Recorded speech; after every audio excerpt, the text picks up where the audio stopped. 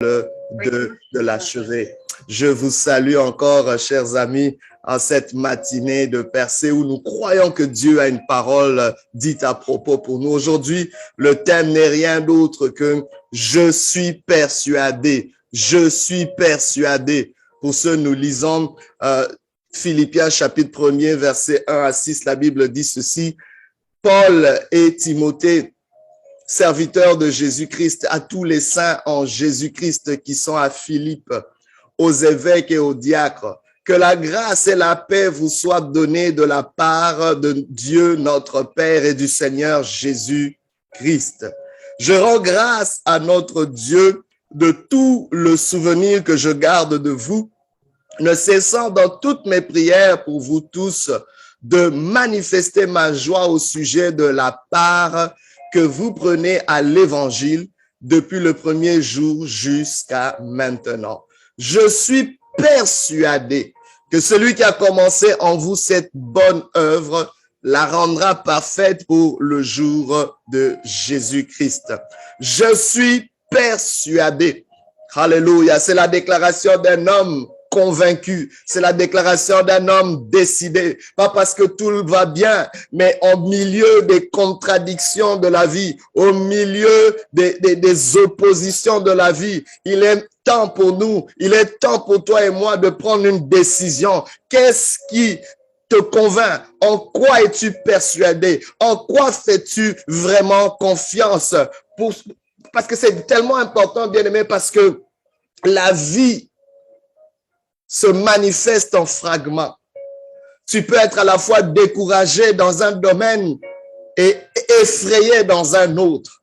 Que fais-tu, bien-aimé, quand d'un côté, tu es joyeux et d'un autre côté, tu es angoissé? En une seule journée, bien-aimé, tu peux vivre toutes ces contradictions. Tu peux être vulnérable d'un autre côté et vainqueur dans un autre.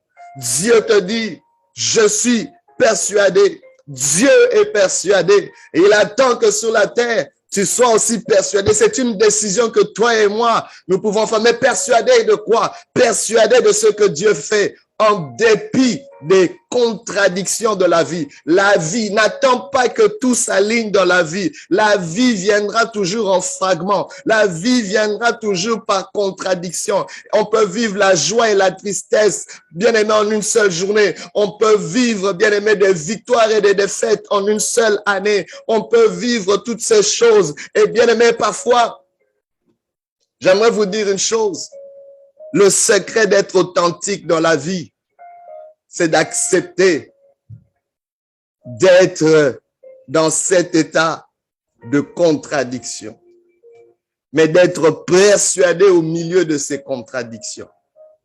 Parce que la véritable authenticité, c'est qu'on vit toutes ces choses. Et si quelqu'un vous dit aujourd'hui qu'il ne vit rien de tout ça, qu'il vit seulement dans une phase et pas dans une autre, la personne n'est pas authentique, elle est synthétique. Elle n'est pas réelle, c'est du fabriqué. Mais Paul était réel. Paul, qui écrit à cette église de Philippe, il écrit aux Philippiens, cette église qui, d'emblée aux yeux des hommes, n'était peut-être pas aussi nantie, n'avait peut-être pas aussi de grandes capacités. Mais c'est cette église qui a soutenu Paul de façon remarquable, qui a pourvu aux besoins de l'apôtre, qui l'a soutenu malgré leurs faibles moyens. Ils ont dépassé leurs limites, leurs difficultés. Alors, Paul est en train de dire combien il les apprécie, combien il ne cesse de mentionner dans ses prières, de rendre grâce à Dieu pour eux et de manifester la joie pour laquelle la joie qu'ils ont manifesté à prendre part à l'œuvre de Dieu. Mais il continue cette prière, cette déclaration en déclarant, en mentionnant qu'il est persuadé d'une chose. Persuadé d'une chose. Il dit, je suis persuadé que celui qui a commencé en vous cette bonne œuvre la rendra parfaite pour le jour du Seigneur Jésus-Christ. Wow. Paul est en train de reconnaître que cette œuvre peut être petite. Ce que vous êtes semble peut-être insignifiant à vos yeux, mais je suis persuadé, alléluia, Je suis persuadé, malgré ce que vous vivez comme contrainte, malgré ce que vous vivez comme limite, malgré ce que vous vivez comme difficulté, je suis persuadé. Est-ce qu'il y a quelqu'un qui peut être persuadé? J'aimerais vous dire, le ciel est déjà persuadé. Dieu est déjà convaincu et n'a pas besoin d'être convaincu par qui que ce soit. Mais la grande question, c'est est-ce que tu es convaincu? Est-ce que tu es convaincu que Dieu peut faire de grandes choses? Est-ce que tu es persuadé que tu peux réussir? Oh, bien-aimé, arrêtons d'essayer de faire des choses sans être persuadés. Arrêtons, oh my God, d'embarquer dans une relation sans être persuadé. Arrêtons d'embarquer dans une œuvre sans être persuadé. Aujourd'hui, j'aimerais te dire, je suis persuadé que le Dieu que tu entends aujourd'hui, que le Dieu qui te parle aujourd'hui va commencer, va achever ce qu'il a commencé. Pourquoi? Parce qu'il est alpha et oméga. Il est celui qui commence et qui achève toujours ce qui commence. Oh, pourquoi? Parce que le Dieu qui commence quelque chose, c'est le Dieu qui l'a déjà achevé. Dieu ne peut pas commencer quelque chose qui n'a pas déjà achevé. S'il a commencé une œuvre, aussi petite qu'elle soit, ça veut dire qu'il va la finir. Ça veut dire qu'il l'a déjà fini. Et Paul était persuadé parce qu'il connaissait à qui il avait affaire. Il connaissait, il savait comment Dieu fonctionne. Il savait que Dieu commence toujours petit. Et c'est pas parce que Dieu commence petit que ce qui commence ne va pas grandir. Oh, regardez un enfant qui naît, à peine quelques kilos, mais voyez-le. Dans une dizaine d'années, vous verrez ce qui arrivera. Ce qui était petit est devenu grand. Nous devons être persuadés par le processus divin, persuadés par ce que Dieu fait. Voici le jour que l'Éternel a fait. Il sera pour nous un sujet de joie et d'allégresse. Alléluia. Pourquoi persuadés? Persuadés parce que, bien-aimé, la fin d'une chose vaut mieux que son commencement. Paul était persuadé que cette œuvre devait finir quelque part. Cette œuvre devait arriver quelque part. Et ce qui était promis, c'est que Jésus-Christ devait revenir. Et il disait, à cause du retour de Jésus, à cause de ce retour imminent de notre Seigneur, cette œuvre va être soutenue. Alléluia.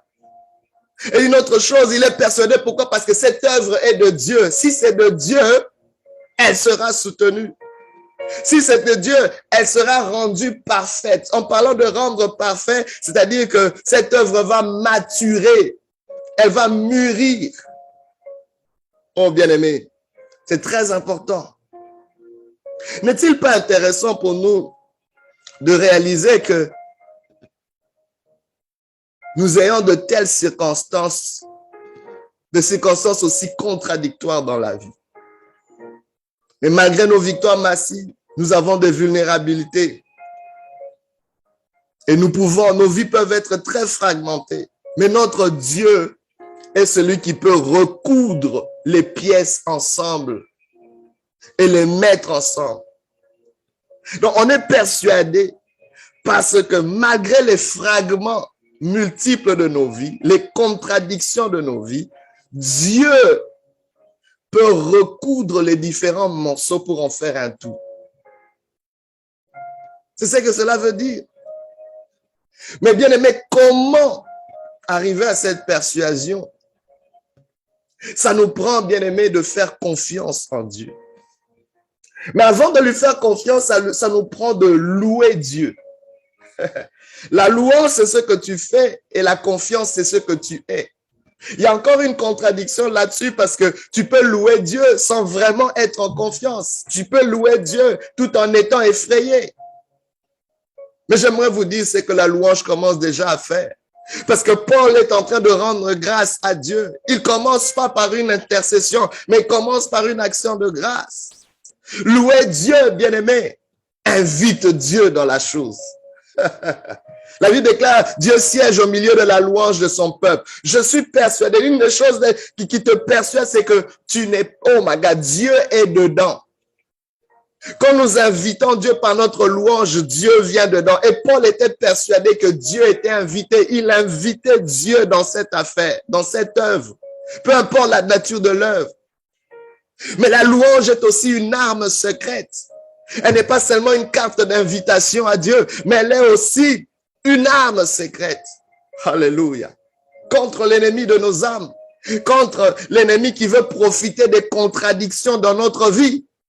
La louange, alléluia, va disperser les ennemis. David pouvait dire, je m'écris, loué soit l'Éternel, et je suis délivré de tous mes ennemis. Et je parle d'ennemis surtout intérieurs, de toutes ces voix qui sont en train de te dire que tu n'arriveras pas, que cette œuvre, que ce mariage, que cette relation, que cette entreprise, que cette initiative n'aboutira pas. Mais au nom de Jésus, le diable est un menteur. Loue l'Éternel et Dieu, alléluia, dispersera tes ennemis.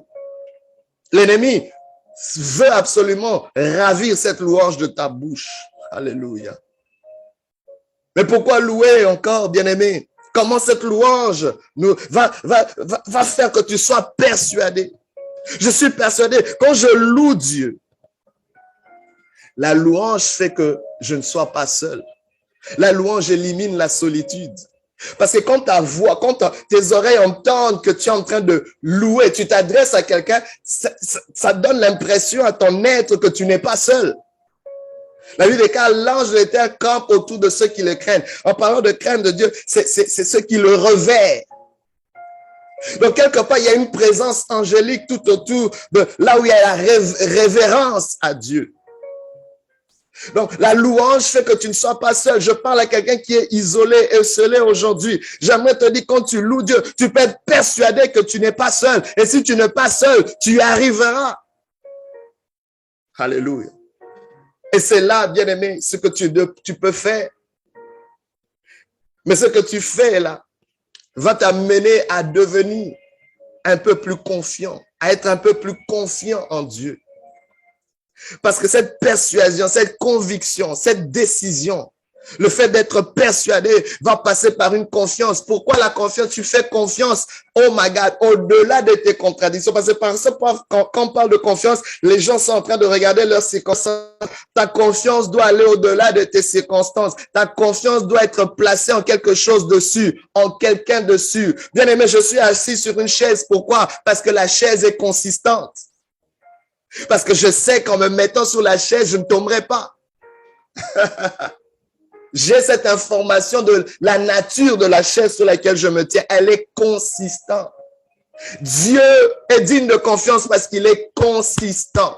Fais confiance au Dieu qui est consistant. Et l'apôtre Paul pouvait faire confiance à ce Dieu-là. C'est pour ça qu'il pouvait dire, je suis persuadé. Parce que le Dieu qui a promis qu'il reviendra, le fera. Et s'il reviendra, ça veut dire qu'il affermira toute chose qu'il a commencé. Que Dieu te bénisse. Si tu entends sa voix aujourd'hui, n'endurcis pas ton cœur. Mais aujourd'hui, dis avec moi, je suis persuadé. Je suis persuadé. Persuadé de mon avenir. Je suis persuadé de la victoire. Je suis persuadé que j'y arriverai. Je suis persuadé de quelque chose. J'aimerais que tu te le dises. J'aimerais que tu fasses cet exercice. Sois persuadé du Dieu qui te parle, du Dieu qui t'appelle. Au nom de Jésus-Christ. Amen.